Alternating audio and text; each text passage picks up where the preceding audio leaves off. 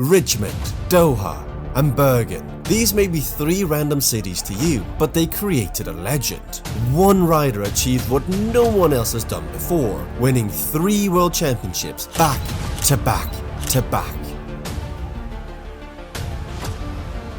This is Peter Sagan, arguably the most flamboyant character cycling has ever seen. He's known for his film-like celebrations, doing countless wheelies, and his interviews are somewhat legendary. You know that? No. From the Wolf of Wall Street. Yeah. But what if I told you that his career would have been cut short if not for his first World Championship win in Richmond, Virginia? Sagan was so dominant that at the age of 20, he was racing in Europe against full-grown adults. His first major win would already happen in Paris-Nice. However, this unprecedented success was getting to him. For the 2015 season, he was at Tinkoff Saxo, headed by Oleg Tinkoff and Bjarne Riis, 2 leaders who did not get along very well. To make matters worse, Peter Sagan was appointed Bobby Julich as his coach, a former pro with many prestigious accolades. But with an intrusive coaching methodology, Sagan wasn't happy. How did you sleep, Peter? What did you eat, Peter? What color was your Peter? By any measure of success, you'd say Sagan's 2015 season was a smash hit. 7 wins and 14 second places. Unfortunately, none of those wins came in the Classics or the Tour de France. Only a single win in the Vuelta a España before he was forced to withdraw after a motorbike crashed into him. Oh my goodness, by his demeanour, I think somebody has caused this, and he went and spoke to a motorcycle. You'd be surprised to hear that at this point in Sagan's career, he was ready to call it quits. He was on the highest paid salary ever in cycling, and he was performing fine, but he wasn't having fun. I can't say if Bobby actually said this or not, but I heard he told the team that I'd been over-raced so much since turning pro, that I was already burnt out. Any result that I would ever achieve in my career had already been won, and I was finished at 25. That's it. It. I quit. In my mind, I was already an ex-professional cyclist on the beach with my girlfriend Katarina. This is also where the famous Peter Sagan quote stems from. Why so serious? Taken from Heath Ledger's The Joker. Taking it easy, Sean. Wow. That's awesome. Why? Why so serious? The life is too short to be too much serious, right?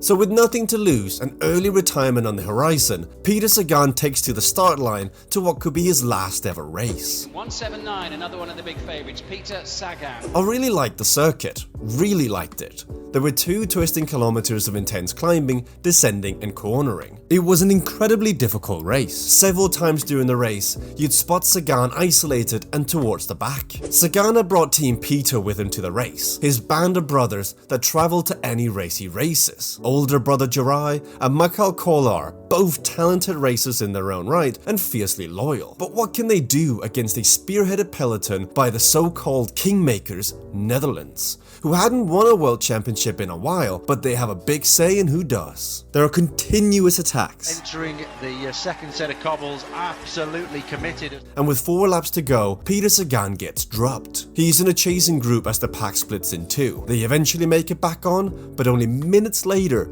Peter Sagan is caught up in a crash. The nerves are on full display in Richmond, and it doesn't bode well. Netherlands, Belgium, Germany and Great Britain are all either pacing hard on the front or attacking to break things up. It's not until the start of the final lap that you see Peter Sagan start to move up the peloton. Until this point, he's been anonymous, hiding and biding his time. You haven't seen much of Sagan, he must be hiding quite well there in the peloton. I was feeling absolutely shafted, but I knew if I was feeling that way, the others were probably hammered too. I was aware of the one shot that I had in the chamber, and I knew that I couldn't afford to blow it at the wrong moment. Sagan comes around the corner. He carries the speed and stays off the brakes. He floats past Stenic Stibar, and up the front he can see his arch rival Greg van Avermaet attack him. This is the moment, the one chance, the one attack.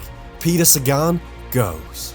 Peter Sagan trying to make his move. Van Avermaet is with him. Over the top, he's got a gap, and the crowd goes wild. He can feel the icy cold breath of those chasing behind him. The noise was at a pitch and a level that was beyond anything I could remember at a bike race. It was like the Quaremont. Peter Sagan, absolutely tremendous. He used his power, he used his skill, he's surging clear. The gap maintains, but the final 800 meters are uphill. He tries to stay calm, but the excitement of potentially being a world champion gets to him, and he accidentally unclips. But it worked out in the end. It was the adrenaline boost he needed, and he kept the raging peloton at bay.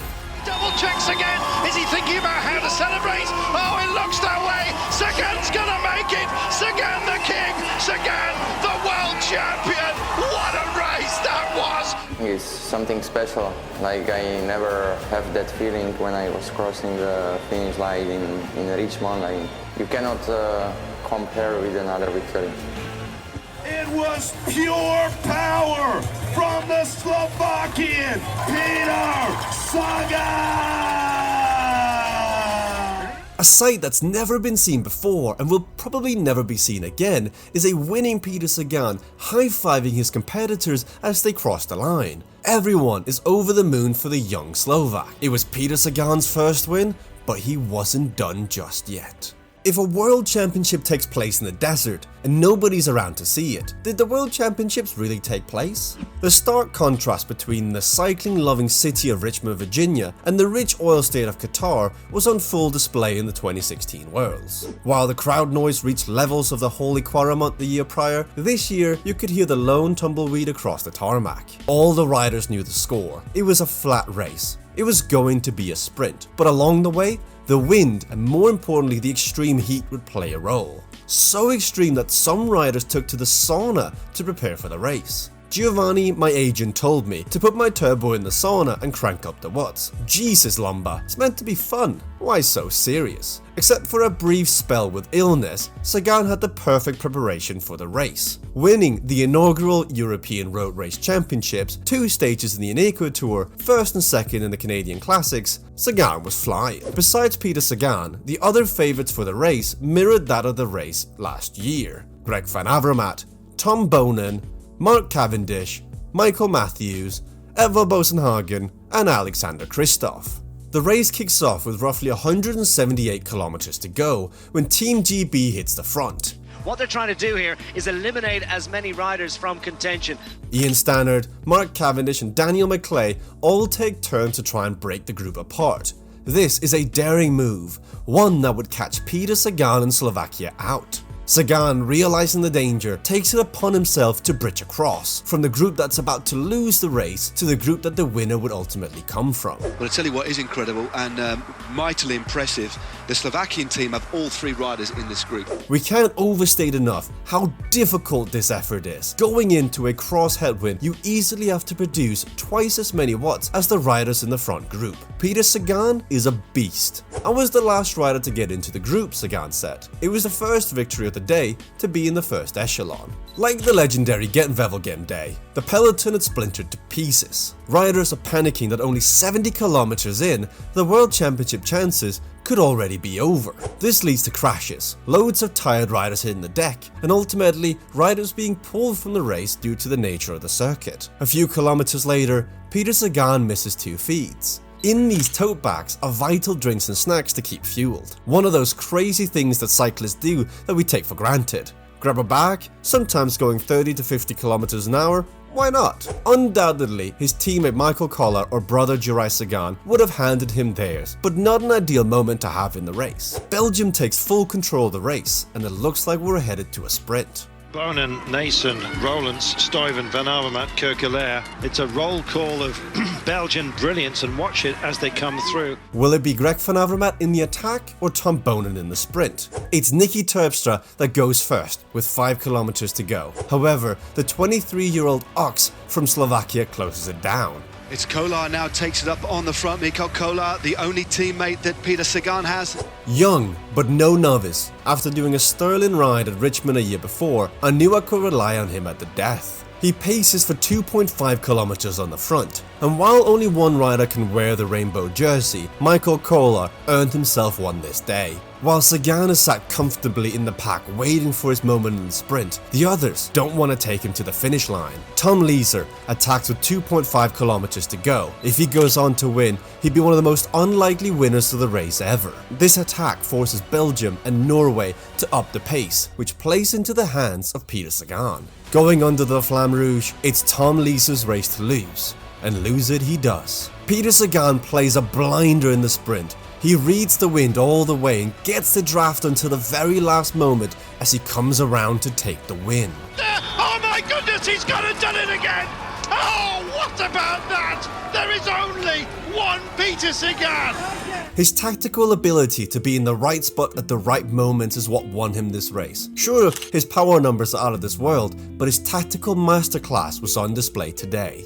Could Leeser have won it? Sagan definitely thinks so. Seeing it back, I find it unfathomable that he isn't following the racing line. Every time they show him, he's on the wrong side of the road, going all the way around the outside of the bend. It could have been even closer. As Sagan mentioned it in his book, My World, there are 100 stories in the race, and Peter Sagan's story of this race was one of boredom and domination. To go with the deathly atmosphere, the race itself was intensely dull. It was a shame we couldn't just forget 150 kilometers of deathly boring riding in an oven in front of a crowd of none and just cut straight to the sprint that we'd all tacitly agreed on. Now, with the second Rainbow Jersey in the bag, he joins a very exclusive club of members, and even fewer to do it back to back.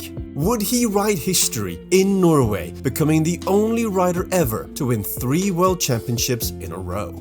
For the 2017 season, it was goodbye Tinkoff and hello Bora Hansgrohe, the self-proclaimed band of brothers. The newly promoted World Tour team had big ambitions, and step 1 was signing Team Peter. Sagan is a betting man. It's led to numerous tattoos, either on himself or those closest around him. Dad told Lomba that he would give up smoking if I won in Norway. That was 50 odd years of dedicated puffing that he was willing to turn his back on. That was a massive motivator for me. Throughout the season, there was loads of talk if Peter Sagan could do what no rider has done before, let alone any other sport. Can you name a world champion who's won 3 world championships back to back to back? The first obstacle will be getting through the Tour de France. So explain to us, what is Bora Hansgrohe doing in the next 3 weeks? You're very happy to be here, and our Tour de France is in the German, and we're trying to do our best to take some victory, maybe green jersey, and for sure Rafa Maika for the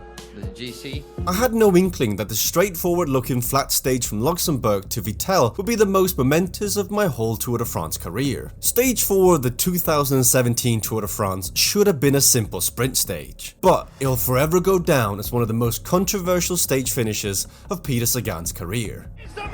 Oh, a big shimmy as well. Gets it locked in, I'm afraid. Locked down. Cap's gone down, I'm afraid, on the barriers. Others going down around him. Oh, it's Demar that's going to take it in a brutal finale. Men down and staying down is never a good sign, I'm afraid. And I believe that's Mark Cavendish who stays on the deck.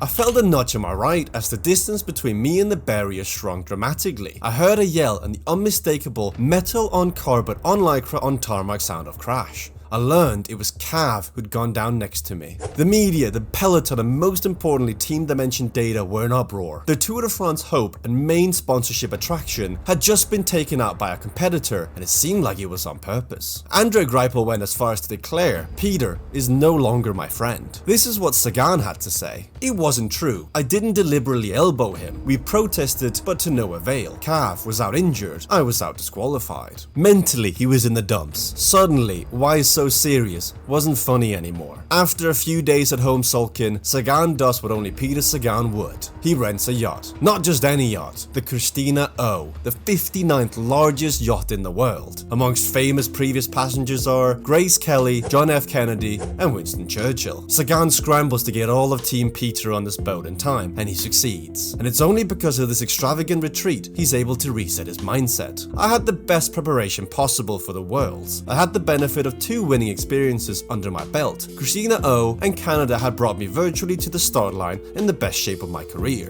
And then it all went wrong. 3 days before the race, I always did a long ride, and after we eat something in the training in boulangerie, during the night I started to vomit all night, and I didn't sleep. And day later I was flying to Bergen. I didn't touch bicycle for Friday, Saturday.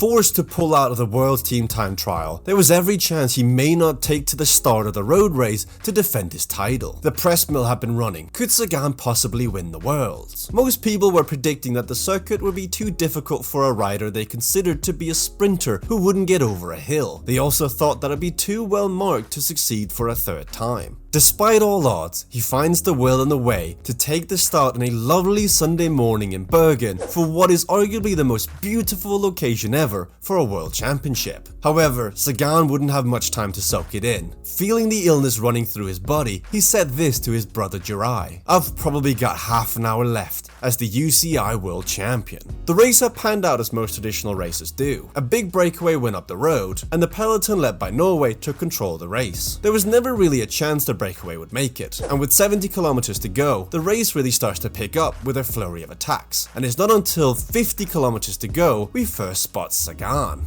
He's isolated, he's alone, he's ill. The one chance to go down in history seems to be slipping out of his fingers. One thing we haven't touched on yet is that Peter Sagan is very much a family man. He married Katarina young, and together they have a little boy named Marlon. Everything Sagan does is to provide for those around him, whether it's his band of brothers, Team Peter, or little Marlon. Peter wants to make those around him proud, and Peter is not a quitter. With 16 kilometers to go, it all seemed like it's blowing apart. Attacks from Denmark, Netherlands, France, and more. But Sagan is nowhere to be seen. Peter Sagan is here. It's just very anonymous, Brian. Maybe he's shaved his beard off, according to timing anyway, but we're worried about timing. The race carries on, and it's Julian Alaphilippe who's the maestro. Together with Gianni Moscon, it's their race to lose. Very similar to that race of Tom Leeser in Doha. The gap is steady around 10 seconds. It's panic stations, and more riders attack. Only 5 kilometers left. 5 kilometers left as world champion, or so Sagan thought. Just a kilometer later, the feed cuts out. No one knows what's happening. The fans, the commentators, even the sports directors back in the cars have to bite their nails in anticipation. The minutes tick on. Peter Sagan, we mentioned him, he's already in this chasing group. He hasn't done anything at all in this race and could unleash his sprint to do the triple. Is it still Alaphilippe in front? Have they been caught? With 1 kilometer to go, the pack appears. It's a lone Dane just a couple of seconds up the road. Peter Sagan tucked in nicely in the chasing group. He can win it. He wants it. Just bury it, Peter, I told myself. You sprint for the line and worry about the position after. Peter Sagan, we've asked the question so many times, and here he comes. Is he going to make it through? Sagan is Kristoff on the line. Who's going to get there first? Oh, I don't know. I do not know. It's a split finish here. We're going to have to wait. What a remarkable finish that was. Peter Sagan has been declared at the line, and he's the first man in history to win on 3 continents, but more than that, to win 3 consecutive World Championship titles. He's done it, a three-peat, back-to-back-to-back World Champion, a feat no one else has achieved but Peter Sagan. What's even more impressive is that when you look at the helicopter footage of the minutes that the broadcast didn't show, Peter Sagan had to exert a lot of energy closing down gaps in the final kilometers because no one else wanted to. Instantly, I remember what it's like to be Peter Sagan as the race rode up my wheel and stayed there. Didn't he want to catch these guys? There were about 4 kilometers to go now. Equally as impressive is the bike throw on the line to win the race. A similar situation had happened in last year's Tour de France on stage 16. Alexander Kristoff had also been beaten by a whisker on the line. Now it had happened to him again in the World Championships on home turf. That one's gonna leave a sting. Peter the Great, the Tourminator, three-peat, whichever nickname you use for Sagan, it's well earned. A feat that won't be repeated soon. As of this video, Peter Sagan has retired from road racing to put his efforts into next year's Olympic mountain bike race. At just age 33, he's retiring, but let's not forget he's been dominating since the age of 19. Peter has had a long and illustrious career, a career that was almost over before it even started had it not been for the win in Richmond. Sagan's success can be chalked up to multiple factors. He's clearly a freak talent. He's raced under rigorous training and strategy regimes, and the opposite. Peter is the best when he is himself, which is also why he's so often in the media limelight. Was that the moment you lost today? No.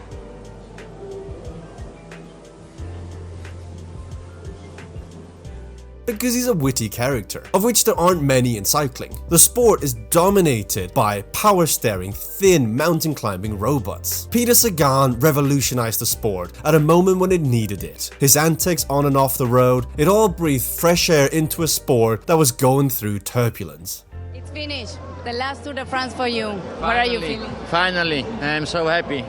So glad that is the last one. But look at behind, you have the Champs-Élysées. What are your feelings right now? I'm tired. Thank you, Peter.